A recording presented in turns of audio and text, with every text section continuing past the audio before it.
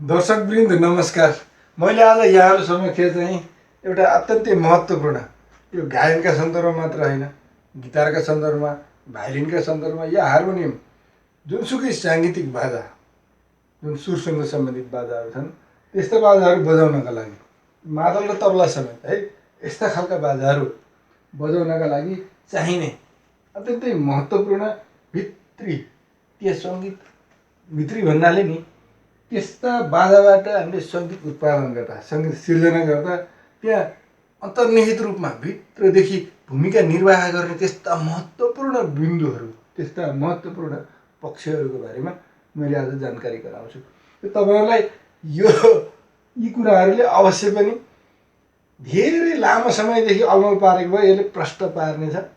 अब यस्तो पो रहेछ त गाउने बेलामा यस्तो कुराले पो खेल्ने रहेछ, यो भन्यो त्यो भन्यो, त्योभन्दा नि मूल कुरा त यो पो रहेछ त होइन। यो आधारमा पो ती अलङ्कार बनेका रहेछन्, पलटा बनेका रहेछन्, गीतका विभिन्न गायकी कुराहरू तानका कुराहरूमा यस्ता कुराहरू ध्यान दिनुपर्ने रहेछ होइन। राग निर्माण गर्दा पनि यी कुराहरू भएन भने राग फिक्का हुँदो रहेछ। अनि त्यसपछि गिटारकै कुरा गर्ने हो भने गिटार बजाउँदा पनि tongue tongue tongue tongue robotic जस्तो बजाउनु भएन, मान्छेले बजाए जस्तो बनाउनु पऱ्यो। अनि त्यस्तै गरी फेरि मादल बजाउँदा पनि ट्याक्राक टुक्रुक बजाए त भएन, चट्ट फिल ल्याउनु पऱ्यो नि।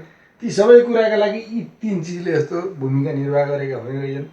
मैले चाहिँ यो तपाईँहरूलाई अचम्म लागेला के यस्तो यस्तो थ्योरी पढेर हुन्छ, प्र्याक्टिकल गर्ने म्युजिकमा हुन्छ।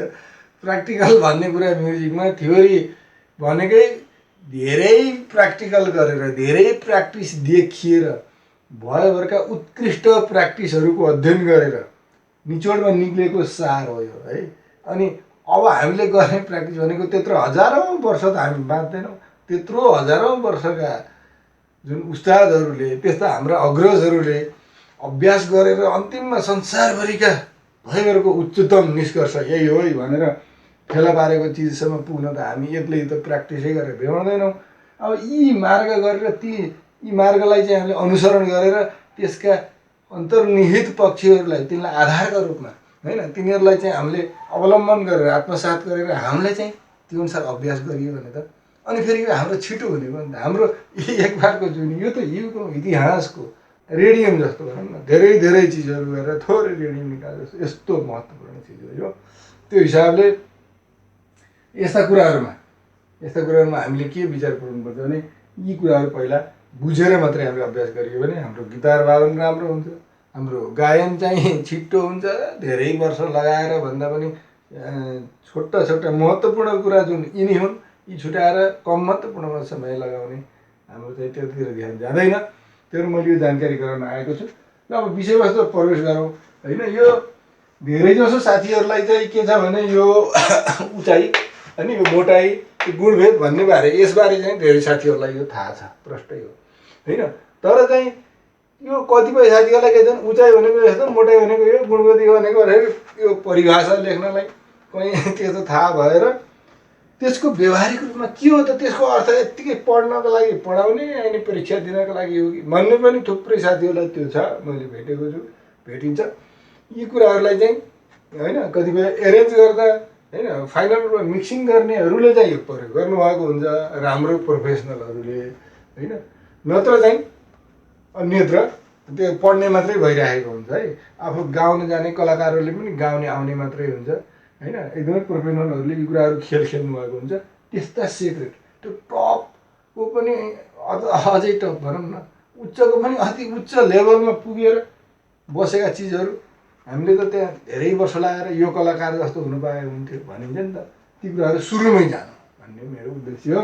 र उचाइको कुरा आउँदाखेरि जस्तो उचाइ भन्दा बित्तिकै अब हामीले पहिला त उचाइको अर्थ बुझ्नु पऱ्यो है। यसमा नाच्थ्यौँ जस्तो उचाइ किन गाउँदाखेरि कुनै बाजा तलतिर गयो भने तिखो हुँदै जान्छ है, माथितिर गयो मोटो हुन्छ। किन उचाइ यता र उता के को आधारमा मान्ने त होइन। उचाइ त्यो हिसाबले के भने उचाइ भनेको हाम्रो उभ्याइको आधारमा है। म उभिएँ होइन, यसरी चाहिँ उचाइ यसरी यता माथि जानेलाई बढ्नु भनिन्छ, तल जानेलाई उचाइ घट्नु भनिन्छ। गहिराइको आधारमा राखेको भए यता जाँदा गहिराइ घट्यो यता बढ्यो भन्ने हुन्थ्यो, जुन रिफरेन्समा माने नि हुन्थ्यो। तर यहाँ हाम्रो चाहिँ शरीरका आधारमा उभिएको आधारमा मान्ने। अनि त्यो हिसाबले उचाइ अब के भएर भयो, उचाइ बढेको कसरी हुन्छ जस्तो सा भयो, सापछि रे आउला, ग आउला होइन, सा आउला, रे ग हुँदै जाला नि त होइन। म यहाँ जाला अहिले भनेको कसै भने सा रे ग म यस्तै टाइपले एउटा रिफरेन्स पाएँ मैले उदाहरण दिएँ। अलिक भयो नि यो हिसाबले माथि माथि गएको उचाइ बढेको मानिन्छ, तल गयो भने घटेको मानिन्छ भन्ने छ उचाइको धारमा। अर्थात् अर्को चाहिँ के छ चक्रपुञ्ज, त्यसलाई हामी चक्रपुञ्ज पनि भन्छौँ है। चक्रपुञ्ज भन्नाले के भने साइकल पर सेकेन्ड छिटो छिटो, जस्तो यो 261.63 चोटि 1 सेकेन्डमा प्रति सेकेन्ड है। 1 सेकेन्डमा कुनै गिटारको तार 261.63 चोटि 1 2 3 4 गरेर यसरी चाहिँ हल्लियो भने साको आवाज आउँछ भन्ने हो होइन। अब यस्तै गरी साह्रै गाउँमा प ध आउँदाखेरि 440 चोटि, यो मिडल सीको कुरा गरेँ है, बिचको साको कुरा है, मध्य छ भनेपछि यो हिसाबले अब रेमा बढ्दै जाने भयो। यहाँ एसम्म पुग्दा त म प होइन, जस्तो अब हामीले प लेखौँ अनि धमा पुग्यो भने कति हुने रहेछ हेर्नुहोस् त 440 यो पर सेकेन्ड है, साइकल पर सेकेन्ड यो नै हर्च हो। हामीले यसलाई चक्रपुञ्ज भन्छौँ नेपालीमा।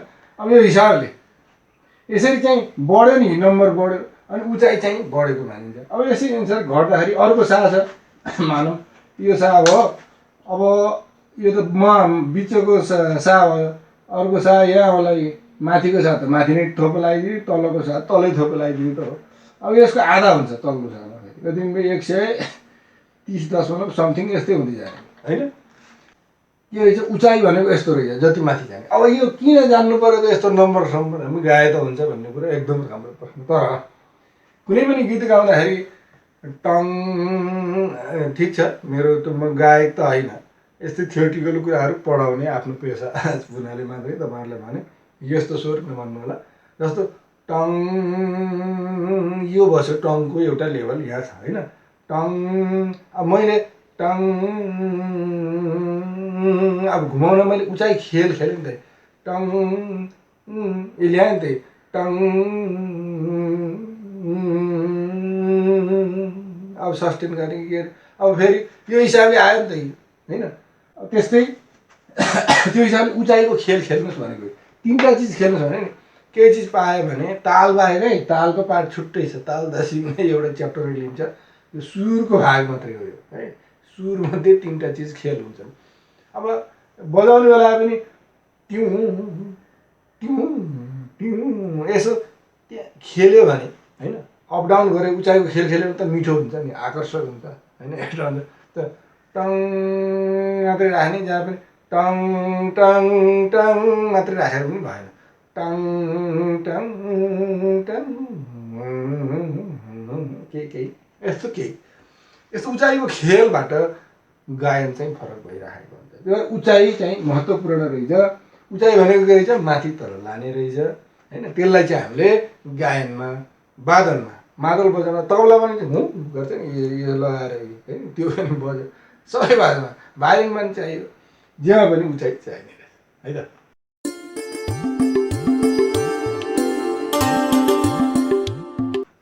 मोटाइको सन्दर्भमा जाँदा मोटाइको कुरा त तपाईँहरूले जस्तो टङ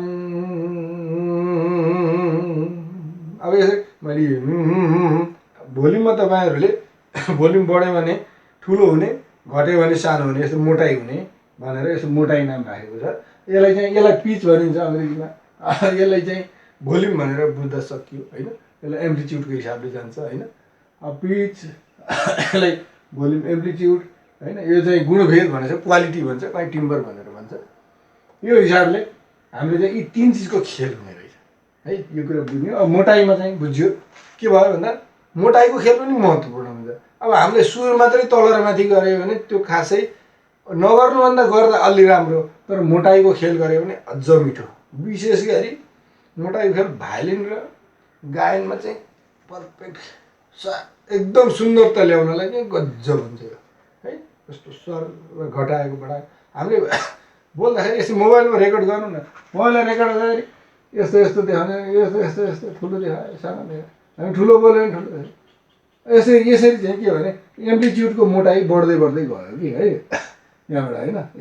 अब एवं रीतिले यसरी यो चाहिँ यो त फराकिलो बढ्ने घट्ने गर्दा मोटो आयो, मधुरको त सानो आयो, यो चाहिँ मोटो आयो। गाउँदाखेरि पनि अब टङ थुप्रै गायक गायिकाहरूले प्रयोग गर्नुहुन्छ। म त्यस्तो गायक होइन, मैले पटक भन्दै आएको छु। तर तपाईँ गायक गायिका हुने हुनाले, तपाईँ भाइलिन बजाउने हुँदा अर्थात् गिटारमा पनि ती कुराहरू आउँछन्, तपाईँहरूले प्रयोग गर्नुहोस् है। अभ्यास गर्दाखेरि त्यो खेल है, त्यो मोटो मसिनो खेल गर्नुहोस् र अरूले गरेको गीतहरू मिलाएर सुन्नुहोस्। गीत सुन्न त गाह्रो छ नि, थाहा छ नि। सुन्न सजिलो छ भने सुन्न राम्रो सुन्न जान्नेहरू जज हुन्छन् होइन, किन जज त सुन्न जान्ने मान्छे भयो भने जस्तो। तर सुन्न सजिलो छैन। सुन्दाखेरि नि उचाइको खेल कति खेल्यो होइन, यो गायकले यहाँ कस्ता कस्ता उचाइको खेल खेल्यो, कहाँनिर भोल्युम घटायो बढायो भने भाका टिप्न सजिलो हुन्छ। तपाईँहरू गाउनुहुन्छ नि अरूका गीतहरू होइन, ती कुराहरू हेर्नु। अनि उसले राखेको चाहिँ यहाँनिर यस्तो भोल्युम बढाइदिएको अझ राम्रो हुन्थ्यो, तपाईँहरूले आफूले इम्प्रुभाइज गर्न पनि सजिलो भयो। हेर्नु कस्तो सजिलो छ कि। त्यो भएर यी कुराहरू यति कुरा भन्दा बित्तिकै यस्तो गर्ने एउटा मार्गदर्शन भइहाल्यो नि त होइन। मार्गदर्शन हुँदा बित्तिकै हामीलाई त सजिलो हुन्छ।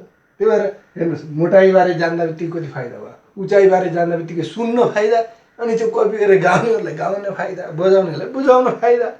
मोटाइको गुणभेदका कुरा हुँदा के छ भने, गुणभेदका सन्दर्भमा कुनै बाजा जस्तो मैले गिटार बजाएँ सा, हार्मोनियम बजाएँ सा, ट्युनिङमा त सा नै देखाउँछ। भोल्युम पनि उति बजाइयो, यहाँबाट मानौँ 5 मिटर पर सुनिने सबै उस्तै छन्। तर पनि फेरि कानले उही सा हो भनेर नि मान्यो होइन, भोल्युम उति टाढा छ भने नि मान्यो, र पनि त्यहाँभित्र एउटा भिन्नता थाहा पाएको हुन्छ। एउटा फरकै छ है, के हो त्यस्तो? आखिर चाहिँ सा नै हो भने बाँसुरी किन फरक सुनिन्छ? उही सा बजेको बाँसुरी, उही सा बजेको हार्मोनियम बज्दाखेरि सा त सा नै हो, तर फरक किन सुनिन्छ? मान्छेले गाउँदा नि सा त सा नै हो, किन फरक सुनिन्छ? मान्छेको कुराले फरक हो, किनकि शब्द उच्चारण छ, मान्छेको कुराले छोड्यो। अब यी कुराहरू हुँदाखेरि के हुने रहेछ भन्दा गुणभेद, क्वालिटीमा फरक हुने रहेछ, अर्थात् टोन चेन्ज हुने रहेछ। त्यसमा के भने फिजिक्सका सन्दर्भमा यी त आए होइन, यो उचाइको कुरा आयो, यो हर्जहरू फरक बढ्दै जाँदाखेरि उचाइ फरक हुने जाने, मोटाइ चाहिँ एम्प्लिट्युडमा डिफ्रेन्स हुँदाखेरि हुने रहेछ। गुणभेदमा के भनेको छ भनेदेखिमा जस्तो ट्युनिङ फोर्क छ भने यस्तो यस्तो यस्तो यस्तो हुँदै जाने भयो, यस्तो वेभ जान्छ। अब यस्तो बाजा अनुसार फरक छ। जस्तो अब हामीले फ्लुटको कुरा गर्दा एक उदाहरण है, ठ्याक्कै त होइन भनौँ, यस्तो छ भने यस्तो भयो भनौँ यस्तो। अब यो पार्ट के, अब यसको त के त, यो बाजामा यस्तो यस्तो तरिकाले यसरी वेभ हिँड्दो रहेछ। तर त्यो फ्लुट वार भनौँ, एउटा उदाहरण दिएको मैले है, कुनै एउटा बाजामा यस्तो छ भने रिपिट त हुन्छ, तर यस्तो मिलेको सेम रिपिट होइन नि त, यत्रो पार्टको रिपिट हुने भयो। फेरि यहाँ उस्तै मैले त बनाउनु जानेन होला, यस्तै रिपिट हुँदै जाने भयो। गर्दाखेरि के आएछ, वेभ फङ्सनमा फरक हुँदैछ, अर्थात् यिनीहरूको क्वालिटी फरक हुँदैछ, अर्थात् यिनीहरूको टोन नै फरक हुँदैछ है त। अनि हामीले गाउँदाखेरि पनि यो कहाँ प्रयोग गर्नु त भन्दाखेरि, जस्तो कोही क्यारिकेचर गर्नेहरूले एउटै मान्छेले पनि धेरै गायकका फरक आवाजमा गाइदिने गरेको पनि पाइन्छ, त्यो गायनका सन्दर्भमा भयो होइन। अन्य सन्दर्भमा पनि अब जस्तो म्युजिकमा कम्पोज गर्दा, एरेन्ज गर्दा, जस्तो अब यसमा सरस्वती म हेर्छु होइन, कहाँ प्रयोग गर्ने भन्ने बारेमा सरस्वती यहाँ हेरौँ है। अब यहाँ